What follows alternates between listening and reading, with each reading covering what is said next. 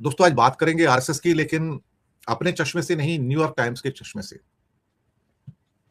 इतना बड़ा लेख, करीब करीब 4000 शब्दों का लेख न्यूयॉर्क टाइम्स में आता है। एक पन्ने से स्टार्ट होता है, फ्रंट पेज से, और फिर दूसरे पन्ने पे जाकर वो भी बड़े उस पे स्कैन पे जाके खत्म होता है। और पूरा आरएसएस का जो छद्म इतिहास है बीजेपी के साथ मिलकर, और किस ढंग से सारी की सारी भारत की संस्थाओं के अंदर उसने घुसपैठ की। तो भारत में सबसे बड़ा घुसपैठिया कौन? भारत का सबसे बड़ा घुसपैठिया कौन? आरएसएस। बांग्लादेशी नहीं है। आरएसएस भारत का सबसे बड़ा घुसपैठिया, भारत की जड़ों में मट्ठा डालने वाला। और न्यूयॉर्क टाइम्स ने एक एक चीज उसकी खोल के रखी। आर्टिकल की फोटोग्राफ भी आपको दिखा देता हूं, यहां पर आप देख लीजिएगा। और इसमें लिखा है, from shadow to power, how Hindu right reshaped in India. How Hindu right reshaped India. एक किस्म से कहा जाए, जो आरएसएस की जो मिलिटेंसी है, आरएसएस का जो एक्सट्रीम उग्रवाद है, उसके बारे में चीजों को बहुत बड़े ढंग से लिखा गया है। और फ्रंट पेज पे इतना बड़ा फोटोग्राफ देना टॉप पे न्यूयॉर्क टाइम्स में कोई मजाक तो है नहीं। और यह आज चर्चा का विषय है पूरी दुनिया में। इसको थोड़ा सा फिलहाल मैं छोटा कर देता हूं, ताकि मैं अपनी बात भी करूं और आप तक मेरा संदेश जो उसमें लिखा गया है, मैं उसे भी आप तक पहुंचा सकूं कि अल्टीमेटली इस लेख में लिखा क्या है। प्रधानमंत्री मोदी ने लाल किले से अपने सबसे अहम भाषण में आरएसएस के 100 साल और उस भाषण का इस्तेमाल आरएसएस को सम्मान देने के लिए किया, जिसने देखा जाए तो भारत के अंदर हर जगह पे घुसपैठ करके भारत को रीशेप करने की कोशिश की है, भारत की सूरत बदलने की कोशिश की है। उसको मोदी लाल किले की प्राचीर से सम्मान देते हैं। फिर कहते हैं कि एक धुर दक्षिणपंथी हिंदू राष्ट्रवादी समूह, आजकल राष्ट्रवादी कहने का मतलब ही आतंकवादी हो जाता है। इस बात को भागवत ने कहा था कुछ हफ्ते पहले कि आजकल राष्ट्रवादी मत कहो, राष्ट्रवादी को अंतरराष्ट्रीय जगत के अंदर आतंकवादी के रूप में जाना जाता है। राष्ट्रवादी का मतलब ही आतंकवादी होता है। उन्होंने वर्ड अतिवादी यूज किया था। तो एक ही बात है, अतिवादी आतंकवादी एक ही है। लेकिन न्यूयॉर्क टाइम्स ने इसको बराबर से दक्षिणपंथी राइट विंग हिंदू राष्ट्रवादी समूह, जिसने बचपन से ही लोगों के और मोदी के जीवन को आकार दिया, और ये 100 साल की वर्षगांठ मनाते हुए किंग मेकिंग पावर बन गया है। आरएसएस की शुरुआत ब्रिटिश शासन और मुस्लिम आक्रमणों के लंबे इतिहास के बाद हिंदुओं के गौरव को जगाने के लिए एक सीक्रेट ग्रुप के रूप में हुई। और इनकी प्रेरणा 1930 और 1940 के दशक के दौरान यूरोप में फासिस्ट राष्ट्रवादी फार्मूला हिटलर और मुसोलिनी, ये उससे प्रेरित होकर ये बनाया गया। देखिए एक एक करके इनके छल कपट के धागे न्यूयॉर्क टाइम्स कैसे खोलता है कि ये गुप्त समूह था, और जो फासिस्टवादी शक्तियां थी हिटलर और मुसोलिनी, उससे प्रेरित होकर, उससे इंस्पायर होकर आरएसएस की रचना की गई।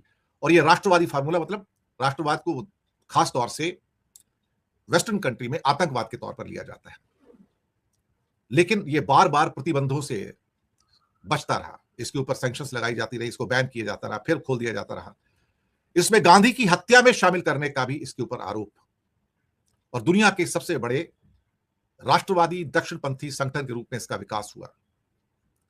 मोदी, जो कि उस टाइम एक बड़े इसके सक्षम सदस्य थे, और अल्टीमेटली उनको राष्ट्रीय सत्ता के शीर्ष पर रहने में जो सफलता मिली है और जो स्वीकार्यता मिली है, उस बात का भी वर्णन इस आर्टिकल में किया। यह भी कहा गया कि आरएसएस का प्रधानमंत्री के साथ कभी कभी तनाव रहा है, लेकिन उसके बावजूद आरएसएस भारत के सेकुलर रिपब्लिक के एक मजबूत राष्ट्र को तोड़कर हिंदू पहले राष्ट्र, यानी कि हिंदू फर्स्ट नेशन नेक्स्ट, आप समझ गए, Hindu first India next, Hindu पहले राष्ट्र के रूप में बनाने के अपने सपने के करीब पहुंच रहा है। फिर कहते हैं भारत में इनकी घुसपैठ बहुत ज्यादा हो चुकी है इस समय। मैंने कहा ना थोड़ी देर पहले कि भारत का सबसे बड़ा घुसपैठिया कौन है? भारत का सबसे बड़ा घुसपैठिया आरएसएस है। इससे देश को बचाने की जरूरत है। मैं खुद कह रहा हूं, ये बांग्लादेशी इतने बड़े घुसपैठिए नहीं है भाई साहब, जितना बड़ा घुसपैठिया आरएसएस है। और कैसे इसने देश को बर्बाद किया, क्योंकि ये लोग कट्टरवादी हैं, इनसे निकले हुए संगठन जो कि वीएचपी टाइप के, बजरंग दल टाइप के, बीजेपी टाइप के, जिस ढंग से ये अत्याचार करते हैं माइनॉरिटीज के ऊपर, तो एक दिन इनको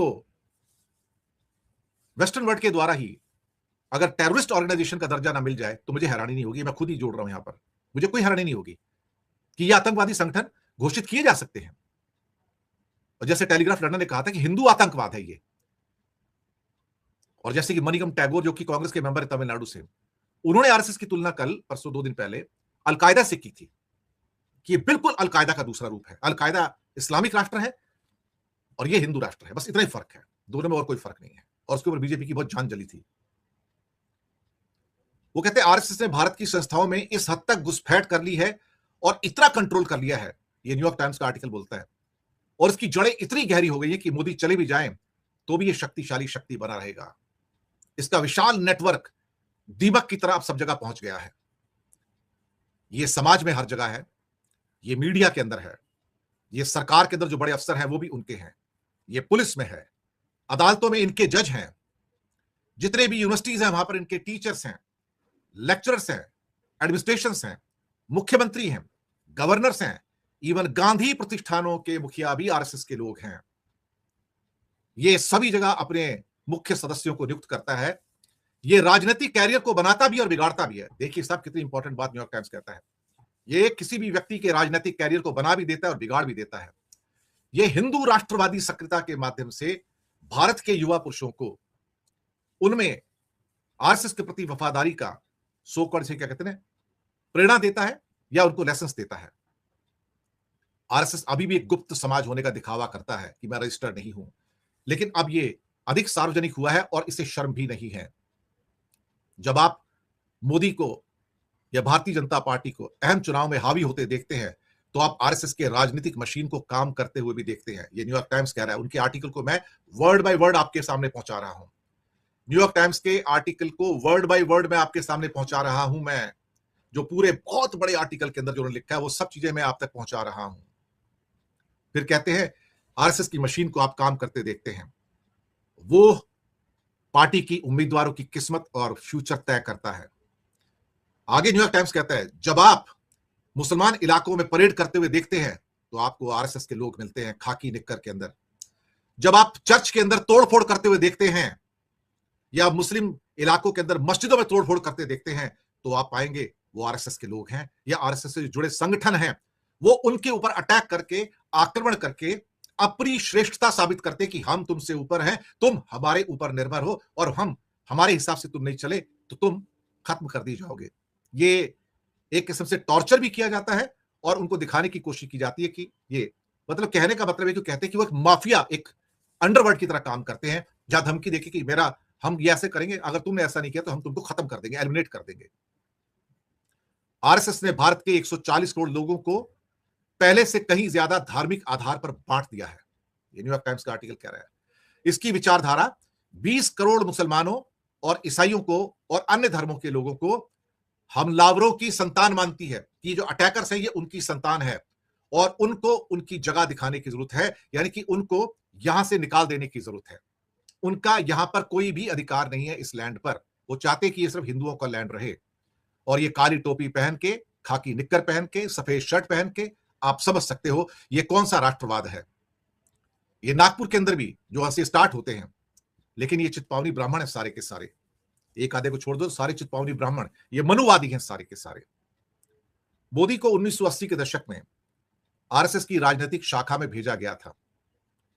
मोदी इसको विशाल नदी बताते हैं जहां से दर्जनों धाराएं निकलती हैं, भारत के जीवन के हर पहलू को छूती हैं और मुश्किल समय में पारंपरिक मूल्यों को बढ़ावा देने के लिए इसकी तारीफ की। अब जब भारत में बदलाव आ रहा है और कहते हैं सेवा, समर्पण, संगठन और बेजोड़ अनुशासन ये इसकी पहचान है। नहीं, अनुशासन का मतलब है कि ये कहेंगे हां तो हां, ये कहेंगे ना तो ना।